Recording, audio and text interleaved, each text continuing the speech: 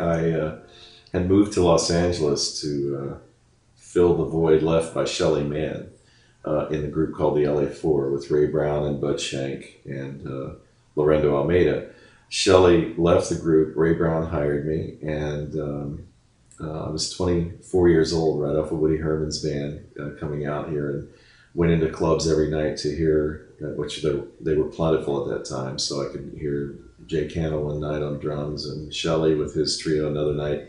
And I walked in on Shelley's trio with Mike Wofford playing, and that's the first that I knew of Mike Wofford. I want to say 78, January 78. And immediately realized, because being a drummer and Shelley being a big hero of mine, I was focused on him. But as many of us have learned about Mike, his artistry just sort of grabs you by the throat, if you will, after about 5 minutes, and you go, this guy isn't moving much and he doesn't look like he's commanding much attention, but if you're listening, you're all over this guy's talent. So I went in to hear them several times, and it was such a great trio. I felt like they were equal parts in the trio. And Mike was unassuming, not a piano leader in that trio, because it was Shelley's group, and not that he's that way anyway if it is his own trio. And I really felt it was equal, and I learned a lot from them. And then later on in getting my own trio, I wanted to keep that in mind, that they should be equal parts in the trio.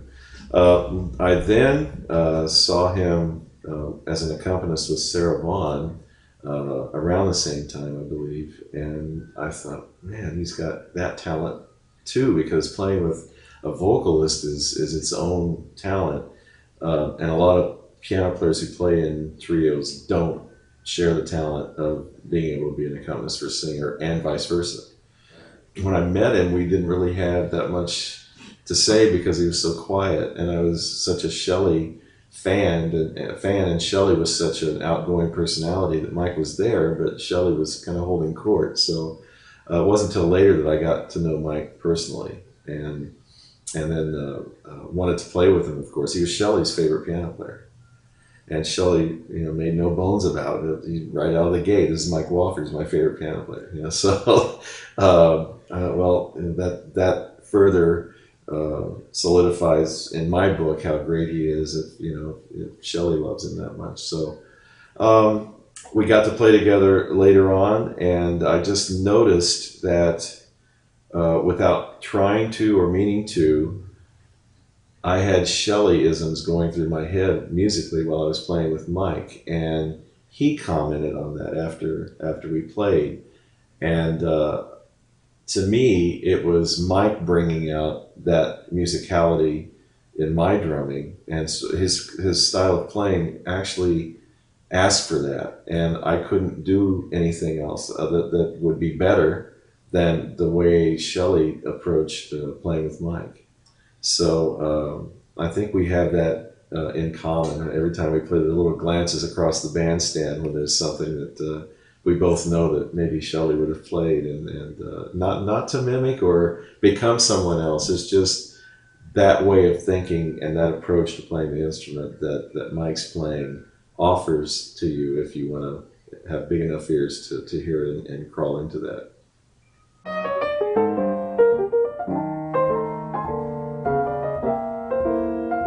The many piano players that I've been fortunate to play with all offer something different. And to me, I had to approach each pianist, and I still do this, with their own symbol sometimes, with their own concept that I need to go one way or the other with them. If I need to create a busier atmosphere around them, if I have to lay back a little bit in leaving some room for them. And something I had to learn right away because, I guess the first hot piano player I played with was Monty Alexander, of any, international acclaim. And I played with many piano players before that I loved playing with. But as far as, putting my name on the map, I think it was Monty Alexander. So uh, the next few piano players I tried to make Monty, and I'd play with them. And they'd, well, this worked for Monty, so this will work for this guy, and they didn't have to say anything to me. I knew that what I was doing wasn't working with them. So, we're all individuals. We all approach the instrument differently. And I think you have to have the antenna out immediately and figure out what you need to do to make this work and to play in a situation that makes everyone in the group sound as good as they possibly can. And I think that's what Mike does. Mike is one of those players who embraces the talent on the bandstand and has everyone in mind and asks for them to do the same for him, in his quiet way. So that's one thing. The second thing is his harmonic sense is unbelievable. I mean, he can play 3 chords and bring tears to your eyes. And, not schmaltzy. No, I'm not talking about, I'm talking about go right to your heart and nail an emotion. And Mike can do that. And there are very few piano players that can do that. I think Bill Evans was one that could do that. When I still listen to the '60s recordings from him, and he'll hit a spot and think, wow, there it is. And Mike does the same thing. And you look over like, Mike, did that get to you too? And Mike's just at the office doing his job. So you kind of feel like, well, why did this tear me up? And he's just over there doing this. So he has that ability to go right to a listener's heart and to other musicians' emotions and nail that. His technique, of course, is Mike Wofford's technique. It's not in the way. There's plenty there to do whatever comes to mind, and he uses it in such a musical manner that you don't feel like overplaying or being too technical or again, it's that let's all serve the music together to make everyone in the band sound as good as we possibly can. And those are the things that I love about Mike's playing when I play with him.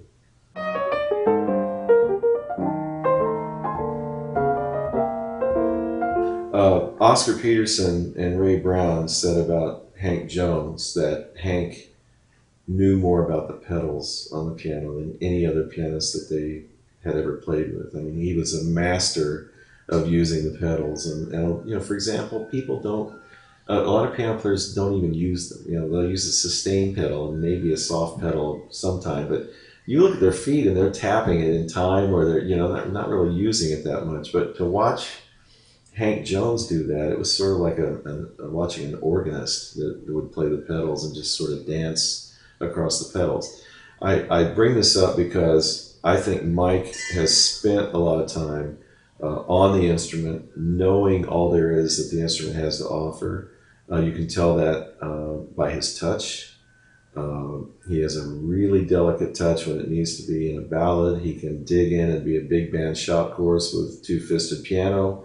I think he's covered the whole realm of what you need to do as a jazz piano player. And I also think, even though we don't see this, I think in talking with him over the years that he's his own man, and you can suggest things to him, but he knows the best thing to play at that time that you might not have thought about. So if you let him, he'll make you sound like $1 million. But if you start suggesting things to him, I've seen, he'll just sort of look at you and you can see the wheels turning like, yeah, but what I'm going to play is going to knock you out. So I think that's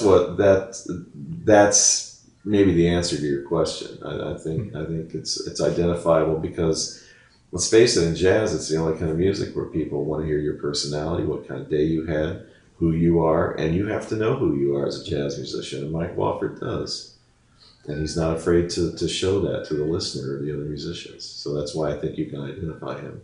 Technique on younger players, on that topic you brought up, I think most young players who would shed a lot of technical patterns and wizardry, if you will, at such a young age, that gets them in the front door. But you have to know how to keep a job by playing music. We are in the music business. We're not in the technical wizardry business. So after a while, somebody's going to pull your coat and say, "Hey, put half of those notes in your pocket because there's no room for me to do anything." And the listener can't digest all those things. It's like a run-on sentence that you're insisting they listen to.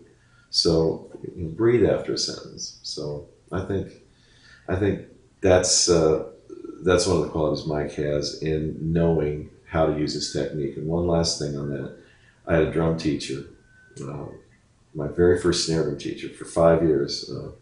Before I was allowed to get a drum set, it was rudimental snare drumming, military style. And he said a lot of things, but one thing he said was, make it look easy. If people see you working hard, they're not, they're going to be uptight. Their shoulders are going to be up around their ears while they're listening to you. So make it look easy. And then MTV came in and ruined all of that. Let's play a dumb beat and make it look difficult, and we'll make more money. So, but I'm kind of that older school of thought of when I go see people play, it's like I want to sit there and in 5 minutes say, how did he play that? He didn't even move. Instead of, he's moving unnecessarily. You don't have to do all that to get one note on the piano. So a mic does make it look awfully easy.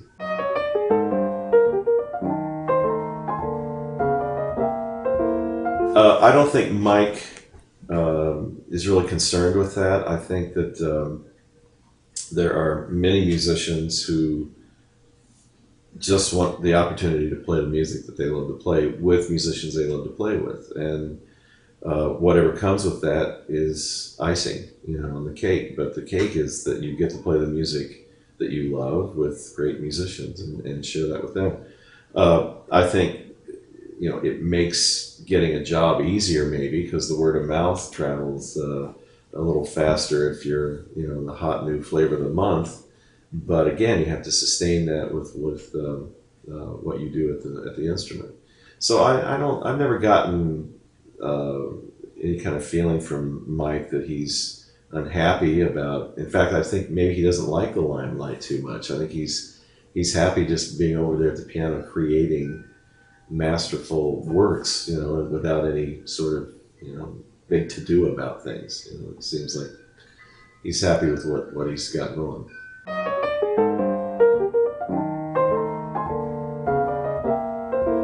I do think that even though he came in during that West Coast period, I don't consider Shelly Mann's trio West Coast jazz. I don't consider anybody in that group a West Coast musician, even though, Shelly grew up in New York. He married a Rockette, and he's a New Yorker. He just happened to locate here and be on a few records that were West Coast jazz, meaning lighter time feel from the rhythm section and kind of keep it skating and smooth.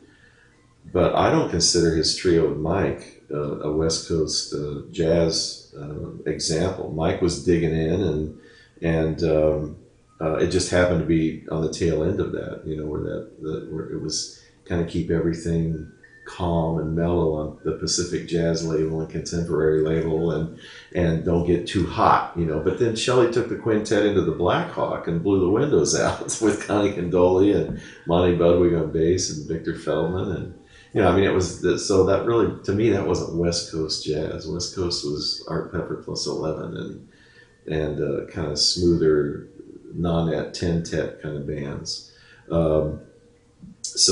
I think Mike kind of went for it in that trio. So even though it was during that time, I just have to that's my own view on that. That's not really examples of West Coast jazz, which a lot of people want to consider that as. But to me, it's too hot for that, too creative, and too, there were no boundaries. You didn't have to do anything in Shelley's trio to stay within that boundary.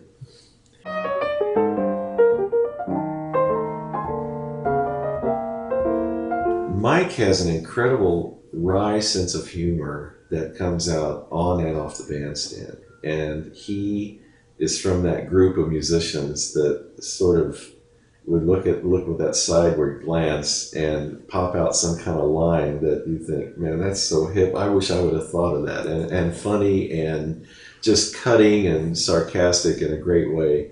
And I think, we play our personalities. And I think musically, he's able to do that too, and kind of get the audience to giggle once in a while, and so, did he really say that at the piano? And I love hanging out with him, just to hear some of those stories of those players in his age group that I just missed, but I knew them and I played with them a little bit. But he has all these wonderful stories, of all these humorous little anecdotes of the people. So, but that does come out as playing sense of humor, and I think it's valid. I think it's really important. We are in the entertainment business, we are not in a practice room woodshedding just what we want to hear. This is the entertainment business, and so you can kind of bring the audience to what you have in mind musically, and I think Mike does a great job of that. If the audience is willing to come on in and listen,